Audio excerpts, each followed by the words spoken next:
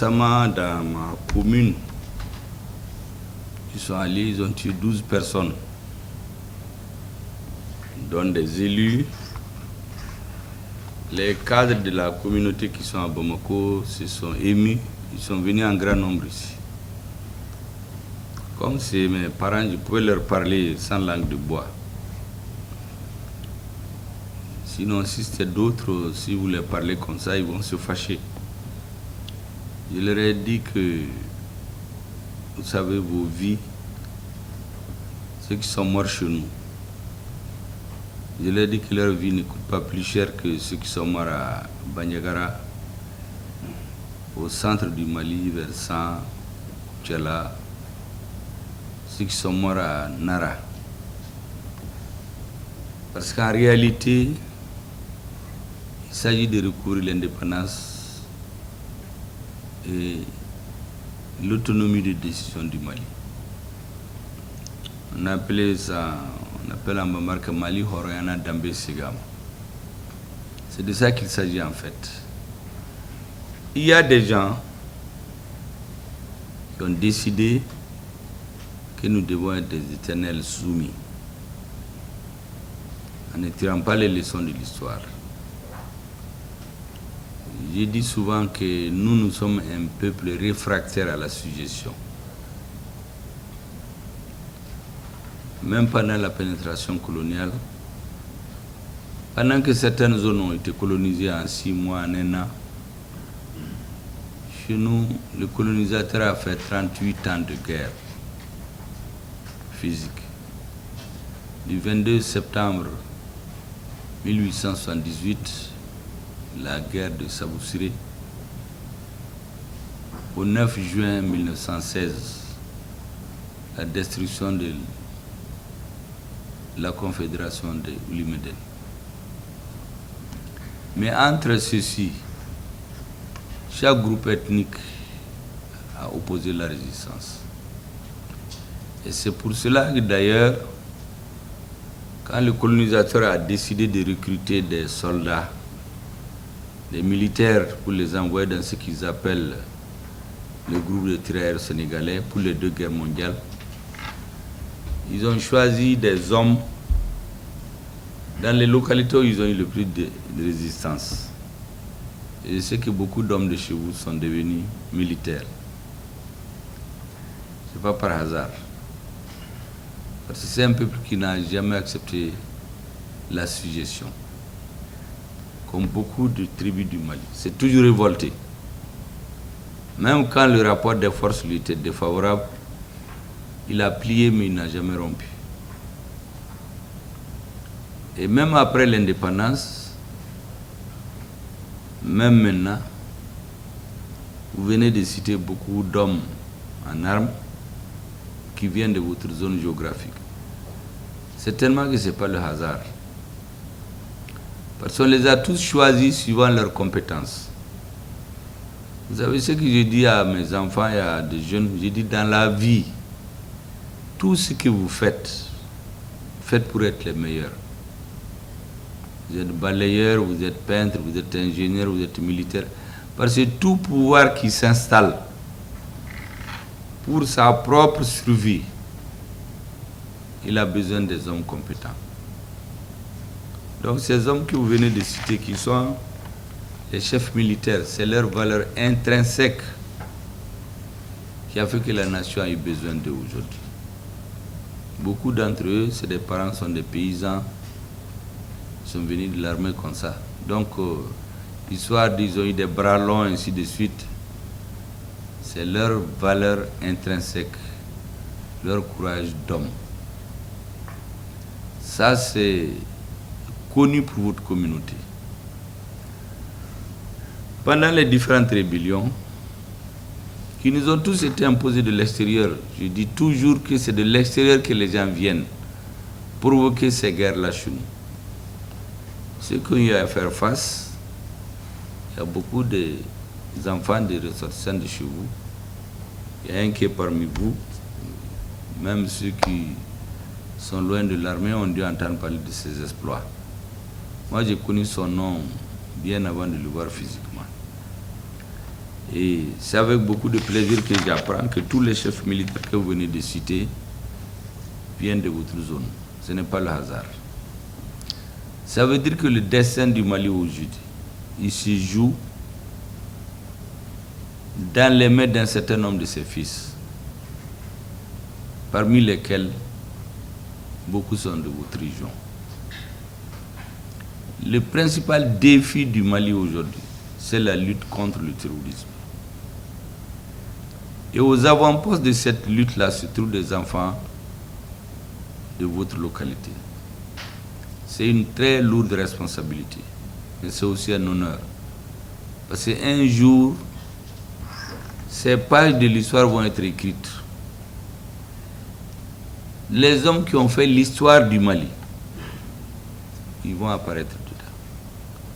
Ceux dont nos petits-enfants, les petits-enfants de nos petits-enfants vont se vanter, comme aujourd'hui, nous parlons des grands chefs historiques. Eux aussi, d'autres vont parler d'eux. Il y a quelques années, 90% des Maliens étaient désespérés. Ils pensaient qu'on n'allait plus jamais reprendre Kidal. Et vous avez vu comment ça a été pris de main de maître. Ceux qui s'attendaient à un carnage ont été obligés de constater les dégâts dans leur rang et dire oui qu'ils se sont retirés. Bon, nous disons qu'à cela nous tienne. Avec une bonne stratégie combinée à une très bonne démarche tactique intelligente, notre armée a pris Kidal en faisant beaucoup de dégâts chez l'adversaire et en évitant les carnages qui étaient prévus. Vous savez, l'aménagement a quitté ses bases, ses armes les plus dangereuses. Nous ne savons à qui ça a été remis. Et le fait de quitter à l'avance, c'est comme si on s'entend de se rencontrer à 8 h du matin. On vient sur la place, on nous dit « Ah, vos amis ont quitté depuis 5 h. » C'est ce qu'ils nous ont fait. Mais on s'est rendu compte que la plupart des bases ont été remises aux terroristes, en fait. Mais plus que ça, il y avait une ceinture d'armes lourdes, de blindés. Donc il était prévu que c'est l'hécatombe qui va se passer là-bas. Mais ça a été le contraire. Le travail a été fait avec beaucoup de maestros. Ce qui fait que ils ont été obligés de changer de nom. Vous entendez, depuis quelques jours, personne ne parle plus de SEMA. On nous parle de CSP. Donc pratiquement, les éléments de langage ont changé. Et chez eux, et sur les médias qui les soutiennent, on nous dit CSP. On n'entend plus parler de SEMA. Or, le CSP n'a signé aucun accord, c'est la SEMA qui a signé. Le CSP, c'est quoi? En réalité, c'est une création des services spéciaux de certains pays. La quasi-totalité de ces organisations terroristes-là, c'est des fabrications des services secrets de certains pays. Ceux qui les fabriquent, ils les arment, ils les entretiennent. Sinon, comment vous pouvez imaginer que des Dogons viennent tomber sur un village Peul, ils les tuent tous? Ou que des Peuls viennent tomber sur des Dogons, ils les tuent tous? Des gens qui se marient entre eux depuis des millénaires. Ou que comme on a vu ici pendant les manifestations de juillet à Bamako, que des musulmans viennent tirer dans une mosquée. Ce n'est pas sur les lieux de manifestation, donc il n'y a pas de maintien. C'est dans une mosquée on est venu tirer sur les gens. Depuis que j'ai vu ça, j'ai dit aux camarades, attention, ça, ce n'est pas des militaires qui font leur travail. Ça, c'est soit des gens que l'oligarchie a recrutés ici, ou des gens qui sont venus de l'extérieur. On met dans les tenues maliennes, ils viennent tuer les gens. Sinon, quel est le Malien qui va tirer sur une mosquée pendant 3 jours? En réalité, l'objectif, c'était quoi? C'était qu'il y ait des ripostes à partir de la mosquée.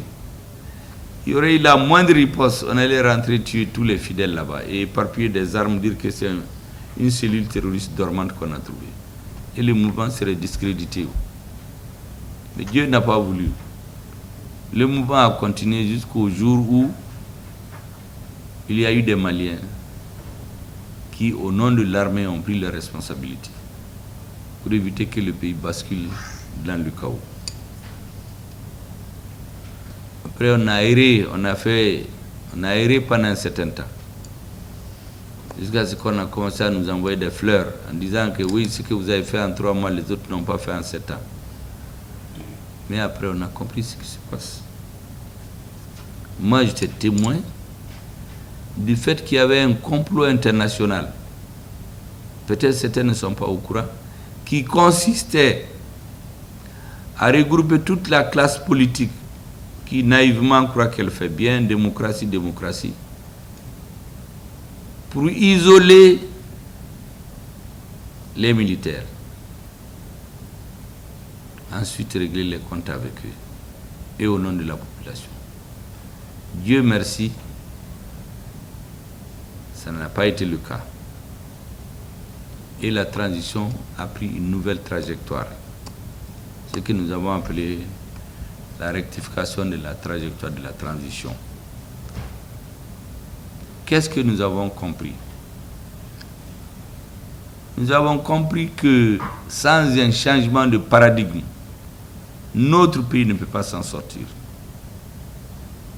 Moi, j'ai trouvé des demandes d'ordre de mission du ministre de la Défense ici qui ont fait près de 3 mois. Ils ne pouvaient pas aller en Russie. Les premiers documents que j'ai signés, c'est de donner l'autorisation pour cet ordre de mission. Un pays où on ne peut même pas acheter des lunettes à vision nocturne. Un gouvernement, il ne peut pas. On tue les militaires par centaines. On les enterre dans des fosses communes. Nous n'avons aucune capacité de les secourir, de même rapatrier les corps. Nous achetons un avion, un simple avion de transport. On finit de payer l'argent, l'avion fait 1 an bloqué. Parce qu'il y a un pays qui ne veut pas. Un pays vaste comme le nôtre. Les soldats ont beau être braves. Les distances aidant, ils ne peuvent pas se battre avec des gens qui sont isolés, qui attaquent par surprise, souvent très lâchement d'ailleurs.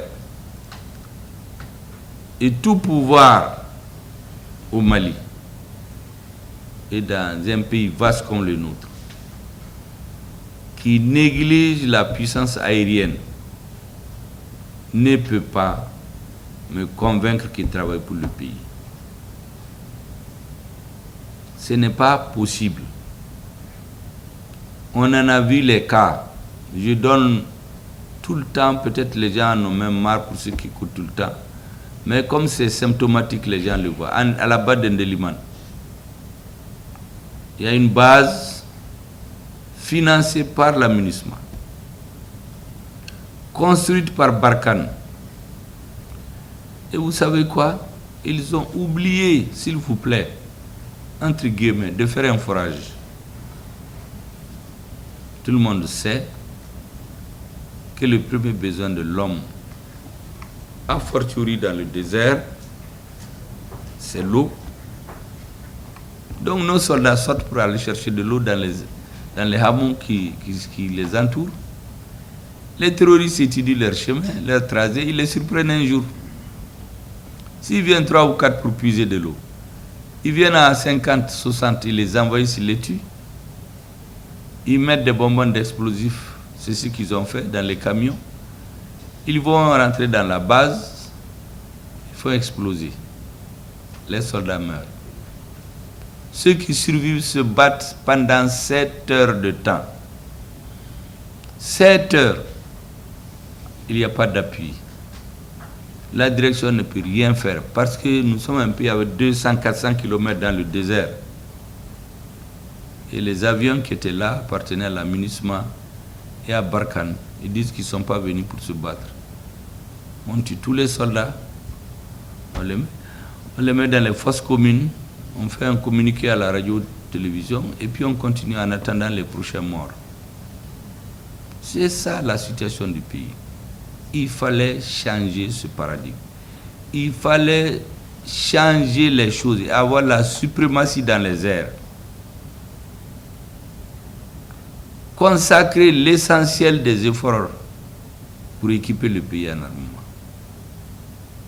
Et grâce à la compréhension des Maliens, à leur résilience, à la vision, me semble-t-il, clairvoyante et avec discernement du président de la transition et de tous les chefs militaires, le ministre de la Défense, le chef d'état-major des armées et tous les chefs militaires, les hommes sur le terrain, on a compris qu'il faut d'abord que nous gagnions la bataille militaire sur le terrain, que nous prenions Kidal. Certains avaient pensé que ça ne peut jamais arriver. Je donne les exemples aux uns aux autres. Moi, depuis 2015, il y a quelqu'un qui est membre des mouvements signataires, avec lequel tous les vendredis je me rencontre. Je lui dis que ma conviction, c'est que ceux qui sont là ne pourront jamais faire ce que nous attendons. Mais qu'un jour il y aura des patriotes qui vont venir, il faut qu'on s'apprête à les aider. Et le jour où il y a eu le changement de régime, effectivement sa position était la même, on a continué à échanger. Jusqu'au jour, par un heureux hasard de circonstances, je suis devenu Premier ministre. Dès que je suis venu dans mon bureau, je l'ai appelé. Je dis, bon, maintenant, comme on dit, Wati sera quoi? Il faut qu'on voit comment aider ces jeunes militaires-là. Parce que ma conviction, c'est qu'avec eux, ça peut marcher. Mais politiquement, le pays n'est pas prêt. Parce que les gens sont totalement découragés. Les 99% des gens ne croyaient plus qu'il était possible de reprendre Kidal. Vous savez ce qu'il m'a dit? Il m'a regardé longtemps, il m'a dit, mon ami, je n'ai pas voulu te dire la vérité, mais en fait, tu es un rêveur. Ce que tu veux là, ça ne peut plus jamais arriver. Ça s'est passé. Il me dit que depuis 2016, un haut responsable lui a dit, ne vous tuez pas pour rien entre vous, les Tamashek, les Touaregs. Ne vous tuez pas pour rien. Parce qu'en ce moment, il y avait le face-à-face, Gatia, Sema et autres. Il leur a dit, préservez vos vies. Moi, je vais faire mon temps au pouvoir. Ne vous tuez pas pour rien. Parce que la France ne quittera jamais le Mali. Croire que la France va quitter le Mali, c'est un rêve. Parce que ce qu'il y a seulement à Menaka dans le sous-sol, c'est plus que ce qu'il y a dans certains pays arabes. Il me dit ce qu'il lui a dit. Il dit, mais et toi, qu'est-ce que tu penses? Il dit, lui, il pense honnêtement que le Mali ne peut plus être comme avant. Il dit, il vaut mieux passer ton temps. Sinon, pensez que vous allez changer là. Ça, c'est un rêve. Ça trouve que depuis 2015, tous les vendredis, au moins tous les 2 vendredis, je me rencontre avec lui. Tellement il vient qu'on le connaît même dans la famille. En fait, c'était une sorte de lien avec ceux que je pense être des patriotes parmi les Touaregs, dont j'ai reçu hier ici le gouverneur de Kidal. C'était une sorte de liaison, parce que moi je ne l'ai jamais vu, on s'éloigne des militaires. Quand j'ai compris que lui ne croit pas, parce que quand on ne croit pas à quelque chose là, on ne peut pas faire. Vous savez, la conviction, c'est comme la foi. Elle peut soulever des montagnes. Mais quand on n'est pas convaincu là, ce n'est pas la peine. Quand il m'a dit ça, moi je l'ai accompagné à la porte. J'ai enlevé son numéro de mon répertoire parce que je me suis dit que ça ne sert plus à rien de garder les contacts encore. Quelques années après, j'ai appris récemment qu'il a basculé carrément avec les terroristes. Il est d'ailleurs sur la liste contre lesquels le procureur vient de lancer un avis de recherche. Parce que lui, il a été complètement convaincu que c'est fini pour le Mali. Donc, Bebita Nini, en attendant ton départ. D'autres vont mourir, d'autres vont rester au pouvoir, ils font les voyages. Les militaires meurent, on les enterre. Bon, les mentalités des gens, on a des gens démocratiquement élus, ça suffisait largement. Et regardez seulement l'humiliation qu'on a fait subir à notre ambassadeur à Paris. Les sénateurs français demandent aux ambassadeurs de venir leur expliquer quelle est leur vision de ce que font les forces françaises au Mali. Après avoir dit tout le bien qu'ils pensent d'eux, il leur dit, mais il y a un point. Il y a les agents de la Légion étrangère, c'est presque des mercenaires. Ils font du n'importe quoi dans notre pays qui n'est pas bon pour l'image de votre pays. Pour avoir dit ça, ils ont demandé qu'ils quittent leur pays. Ils le coupent presto. Ils ont téléphoné au président. Le ministre des Affaires étrangères est allé pour demander pardon. C'est ce qu'on nous a dit. Mais ils ont dit qu'il faut que l'ambassadeur revienne dans l'avion qu'il a mis. Il ne va même pas attendre qu'ils viennent ensemble. On l'a renvoyé pour avoir donné simplement son opinion. Ou lorsqu'un enseignant s'est permis ici de parler de l'Azawad, que les Maliens se sont émus, le président, pour calmer la colère des Maliens, a dit au ministre des Affaires étrangères de l'expulser. Mais quand on s'est plaint, le président dit qu'il n'a rien à voir. Ça, c'est un ministre indiscipliné. Le ministre a été laissé en plein vol sans parachute. Parce que moi, je l'ai chahuté récemment. J'ai dit, mais toi là, aujourd'hui, tu es comme disent les Ivoiriens, garçon là. Il me dit, parce que maintenant, ces chefs ne le laissent pas en plein vol. Mais qu'avant, dès qu'il y a problème, il n'y a plus les chefs. Il renvoie un diplomate sur instruction de ses chefs. Et quand les chefs sont menacés d'ailleurs, ils disent non, non, non, ça c'est un ministère indiscipliné. Après, on le renvoie du gouvernement. Mais on ne peut pas construire un pays comme ça. Ou bien des pays où vous avez un ministre de la Défense, un ministre des Affaires étrangères, qui se promène avec 2, 3, 4 passeports en poche. Mais il est avec quel pays? Si ces deux pays rentrent en conflit, il va être avec qui? Il est ministre de la Défense dans un pays. Il rentre en conflit avec un autre. Il est ministre de qui? Mais on a vu tout ça au Mali. Donc en réalité, il y a une chose, c'est de chercher à conquérir le pouvoir et le conserver par tous les moyens. Ou conquérir le pouvoir pour faire quelque chose, même si on ne dure pas. La majorité des gens cherchent à durer. Les militaires meurent. On cherche totalement la mentalité des gens, même les militaires. Finalement, ils se disent, vous savez, un militaire et un enseignant, leur vocation, ce n'est pas de s'enrichir d'être tous les fonctionnaires, c'est avoir de quoi vivre. Mais accumuler des richesses, ça c'est l'affaire de ceux qui font les affaires. Lorsqu'un homme de pouvoir, un enseignant, un militaire, un fonctionnaire devient un multimilliardaire, ce n'est un corrompu. Accumuler les richesses, c'est l'affaire des hommes d'affaires.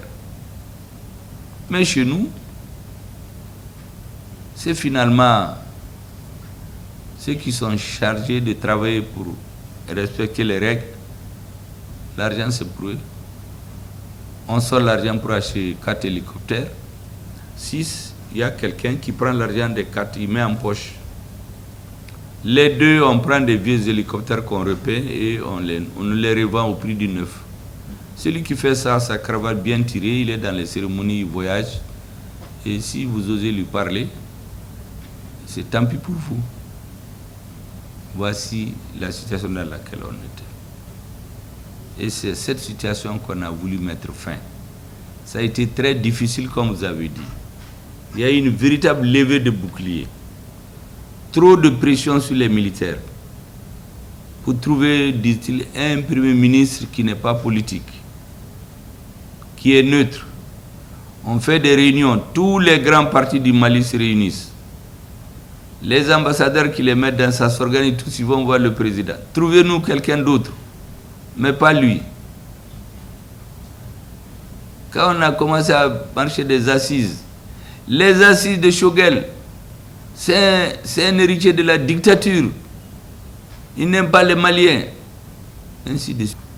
Jusqu'au jour fatidique du 25 septembre 2021. Vous savez que ce jour, il y a 2 événements qu'on ne voit pas, mais qui ont été des événements fondateurs. Toutes les forces vives du Mali ont été réunies ici, le 23, 24, 25 septembre 2021. C'est le 25 que l'écrasante majorité des forces vives de la nation, autrement dit société civile et partis politiques, ont décidé qu'il faut tenir les assises. C'est ce même jour que le Premier ministre du Mali a tenu le discours auquel vous avez fait référence à New York. Discours qui a été écrit vraiment dans le plus grand secret. Peut-être 2 personnes savaient. À part mon conseiller auquel j'ai confié de faire le draft, les termes, personne ne les connaissait. Et le président m'a fait la confiance de me dire qu'il me fait confiance d'aller dire ce que les Maliens veulent, ce que les Maliens sentent. Il n'a pas cherché à me censurer. Parce qu'il y a des partis, moi je suis sûr que si 2 ou 3 personnes les lisent, il va y avoir des débats. Ah, ça c'est pas très diplomatique, il faut enlever ça. Donc j'ai préféré ne montrer ça à personne. Maintenant, quand on les a lâchés, moi je suis allé rentrer dans ma chambre. J'ai dit au ministre des Affaires étrangères, personne ne me réveille jusqu'au matin. Je ne sais pas ce que le président va dire. Et j'étais malade d'ailleurs. Quand je me suis réveillé le matin, le ministre est venu me dire que est-ce que je sais que le Mali a soulevé des montagnes dans le monde? J'ai dit, mais qu'est-ce qui s'est passé? Il dit, mais cette histoire de laisser en plein vol, là, ça fait le tour du monde. Après, j'ai ouvert mon téléphone, j'ai fait un message au président, j'ai dit, est-ce que vous avez vu le discours? J'ai trouvé là-dessus qu'il a mis félicitations. Comme je sais qu'il ne parle pas beaucoup, quand il te dit félicitations, ça veut dire que c'est très très très bien. En ce moment, je me suis calmé, j'ai dit, bon, maintenant on ne va pas me taper sur les doigts. Et après, j'ai trouvé toutes les communautés médiatiques, les radios qui voulaient prendre des interviews. On les leur a donné. Et les assises, on les a tenues avec le soutien du président. Je leur ai dit, Monsieur le Président, les assises, c'est une action politique. Veillez à la sécurité des Maliens et des institutions. Les autres, là, tous ceux qui font du bruit, là, qui ne veulent pas des assises, ils parlent au nom d'autres personnes. C'est des gens qui ont fait le bac entre 1970 et 2010. Les 40 ans là, c'est exactement le temps que j'ai fait à faire l'action politique. Donc je les connais tous. Les assises se sont tenues. Mais aujourd'hui, tout ce que le gouvernement fait, tout ce que le président fait, il dit c'est la demande du peuple. On a fait les meilleurs regroupements des Maliens dans l'histoire du Mali. Et dès qu'on a fini, le président a mis un comité de suivi. Tous les mois, le gouvernement doit lui rendre compte. Ce que les Maliens ont demandé en 2021, là, qu'est-ce que vous avez pu faire? Pour qu'à la fin de la transition, lui aussi puisse dire aux Maliens, voici ce qu'on a pu faire. Mais avant, ce qu'on appelait le dialogue national inclusif, dès que c'est fini, on a mis les conclusions dans le tiroir. Donc, c'est comme ça qu'on travaille. Et les militaires avaient besoin du soutien du peuple.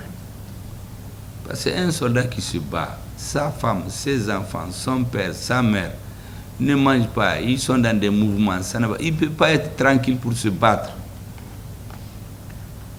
C'est pourquoi j'ai félicité les Maliens d'avoir pu préserver la stabilité sociale pour permettre à notre armée de se quitter de ses devoirs. Elle s'en est quittée magistralement.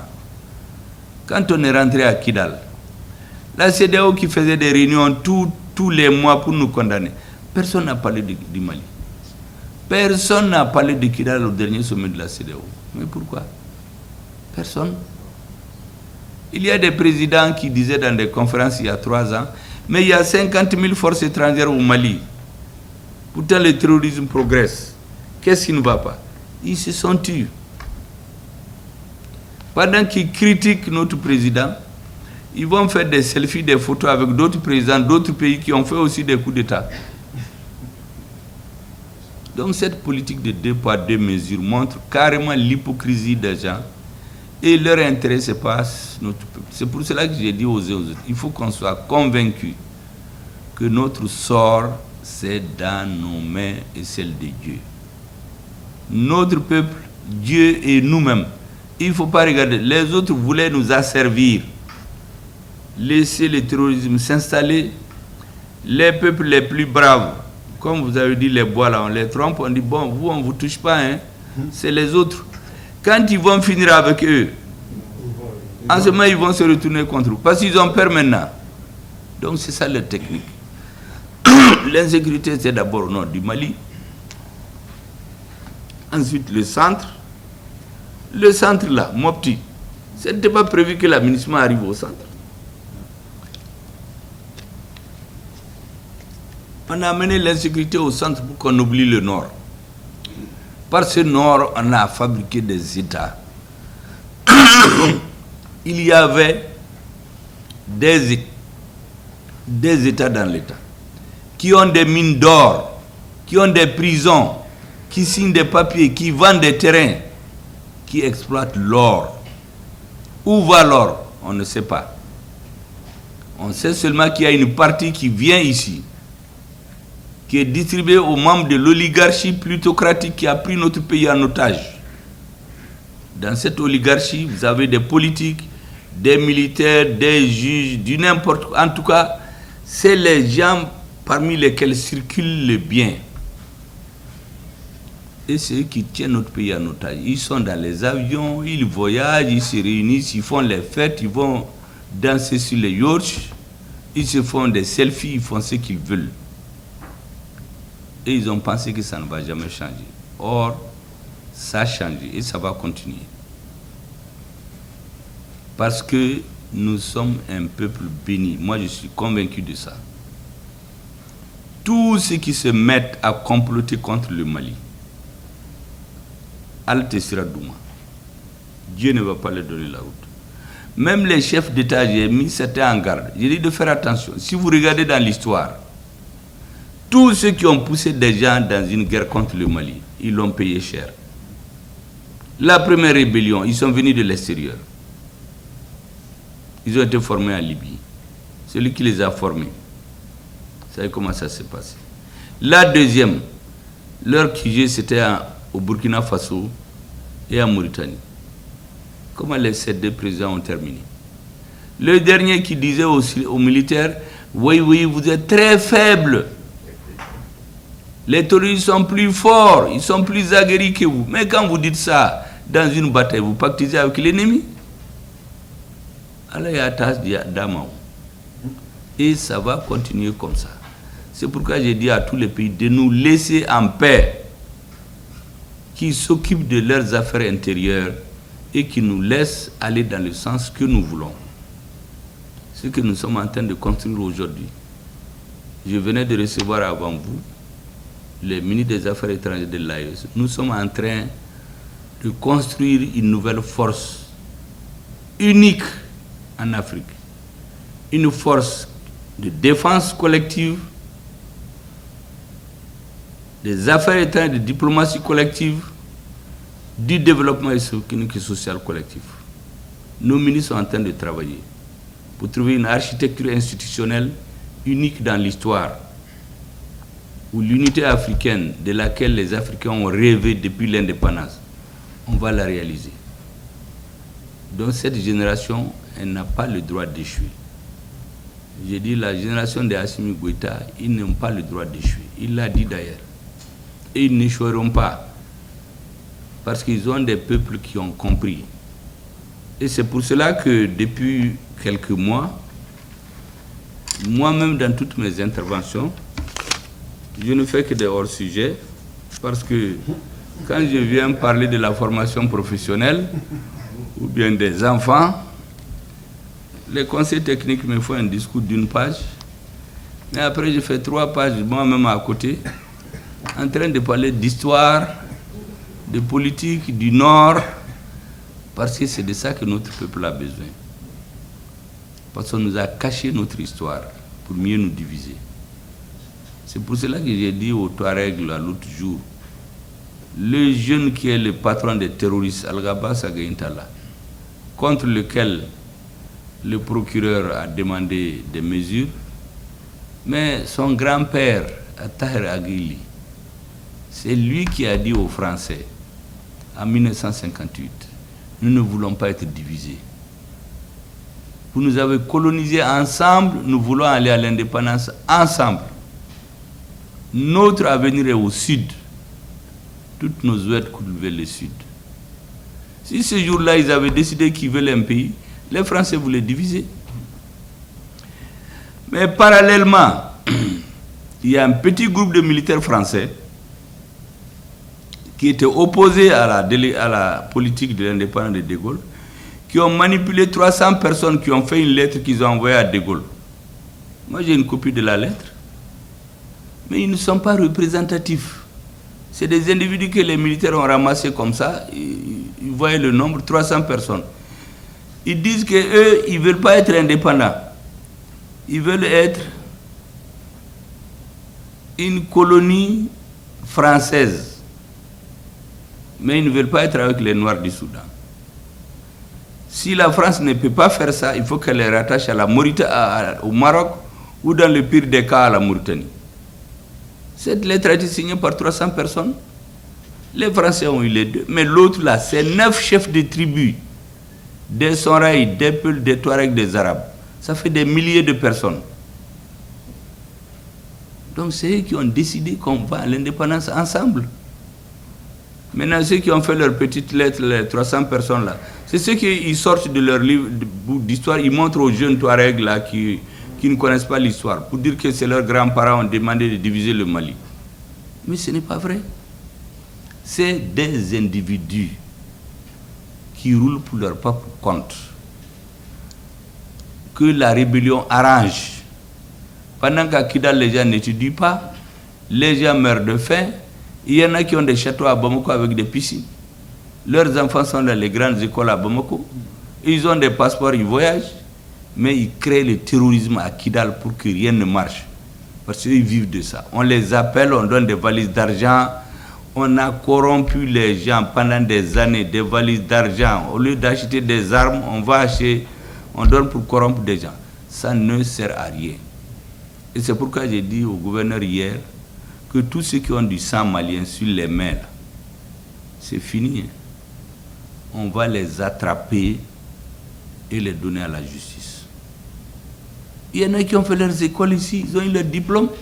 Ceux qui sont dans les mouvements là pour dire qu'au Mali on discrimine les gens. Le Mali n'a jamais discriminé quelqu'un. Et je termine par dire que votre communauté a un très grand rôle à jouer. Le travail de sensibilisation, de conscientisation d'une grande partie de la population. Et aussi l'honneur que les fils de votre zone font au Mali. Aujourd'hui, où est Mali Dambé Nas à Horayan Segama. Parce que la conquête militaire, ça c'est l'honneur et la dignité du Mali, la souveraineté qui sont retrouvées. Mais ça fait, j'ai dit, 25% du travail. L'armée a fait magistralement son travail. Le reste, c'est nous. Mobilisons-nous pour terminer. Donc, je pense que la prochaine tâche de l'armée, c'est de s'occuper des poches dont vous parlez. Les poches, là, il faut les poursuivre jusqu'à ce que notre pays soit pacifié. Maintenant que leur patron au nord, c'est lui qui les manipulait tous, il se cherche lui-même. Vous allez voir, on va s'occuper d'eux aussi, Inch'Allah. Avec la bénédiction des Maliens, au lieu de passer pour venir dire qu'ils ne vont pas toucher les bois, bon, c'est leurs cousins, ils vont passer. En attendant le retour, quand ils finiront avec les autres, ils croient que vous ne comprenez pas. Eux-mêmes vont venir vous dire, Allah Kama, vraiment, aidez-nous, vraiment, on est en train de nous chercher. Celui qui veut la paix, nos mains sont tendues. Mais on ne va plus accepter de faire la prime à l'indiscipline, la prime au terrorisme, la prime à la rébellion. Tous ceux qui vont fauter pour tuer des Maliens, on va les prendre et les donner à la justice. Et la transition, je suis certain qu'elle va réussir. la façon dont vous faites, elle est magistralement réfléchie. Ça veut dire que vous voyez que ça ne va pas, mais certains disent attendons, n'écoutons pas les sirènes. Parce que les armes d'autodéfense, l'expérience a montré que les systèmes d'autodéfense, ça n'arrange jamais.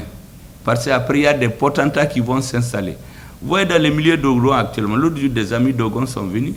C'est des gens qui sont dans les mouvements, soi-disant d'autodéfense, qui terrorisent les populations aujourd'hui, à côté des vrais terroristes, pour leurs propres intérêts. Mais l'armée, Inch'Allah, l'armée va s'occuper de tous ces gens-là. C'est pourquoi je demande encore vos bénédictions. Et je suis très content que vous suivez de très près ce qui se passe.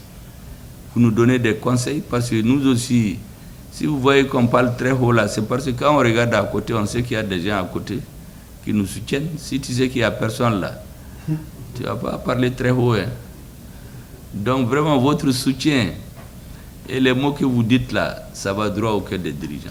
Ça nous donne du courage pour réfléchir et ça nous donne plus le sens de la responsabilité. Nous savons que nous avons l'obligation de réussir. Merci bien, ce que je voulais vous dire, Monsieur le Président. La séance est levée. Merci bien.